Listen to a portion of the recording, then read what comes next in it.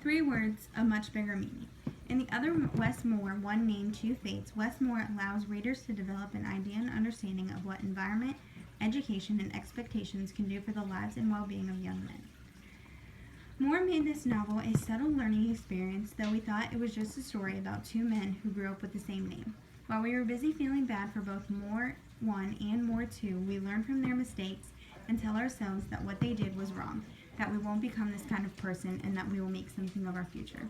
But it all truly depends on who you listen to when everyone is talking in your ear.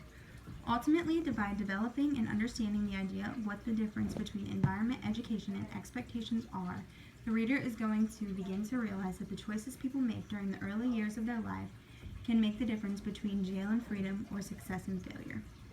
According to Merriam-Webster, the word environment means the conditions that surround someone or something, or the conditions and influences that affect the growth, health, progress, etc. of someone or something. Throughout the story, it was portrayed that both Moore 1 and Moore 2 grew up in environments that were similar, each of which being impoverished neighborhoods.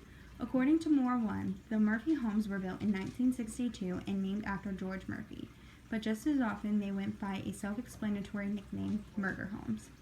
Considering that this was part of the neighborhood where Moore 2 was around Tony, where he was selling drugs, I feel that this influenced his decision to sell drugs in his future. But it wasn't long after his mother found his drugs that Moore 2 decided to join the Job Corps. While being in this honest and hardworking environment, he began to think about his children and how much of their lives that he missed. He still wanted to protect them.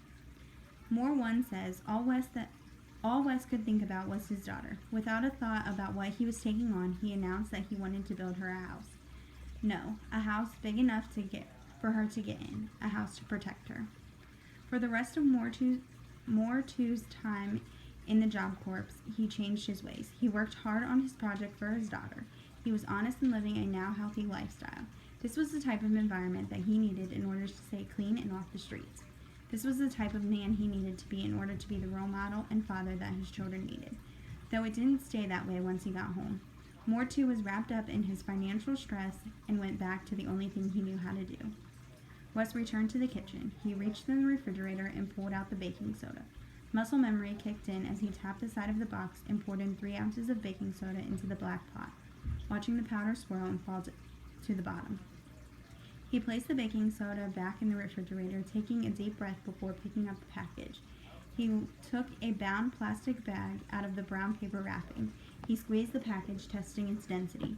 He reached over to the drawer that held his cutlery and pulled out a knife, brought the blade to the corner of the plastic bag. As soon as the baking soda swirled in the rapidly heating pot, Wes held the plastic bag with both hands and poured in 9 ounces of cocaine. This just goes to prove that the role of the environment in Moore 2's life was too great for him to fight the urge of going back to selling drugs.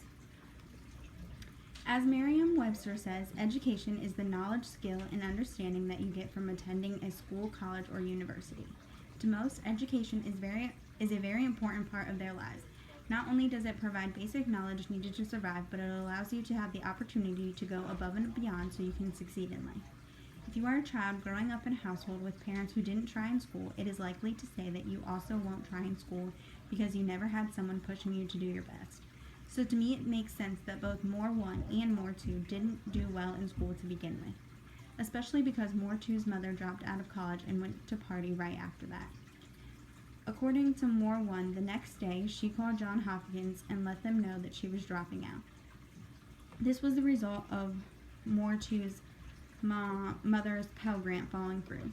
Once this happened, he lost the chance of having someone with an education to raise him, considering that his father was also a drunk. This allowed him to fall in with a bad crowd of people. Education is so much more than just learning the everyday academics. An expectation is a belief that something will happen or is likely to happen.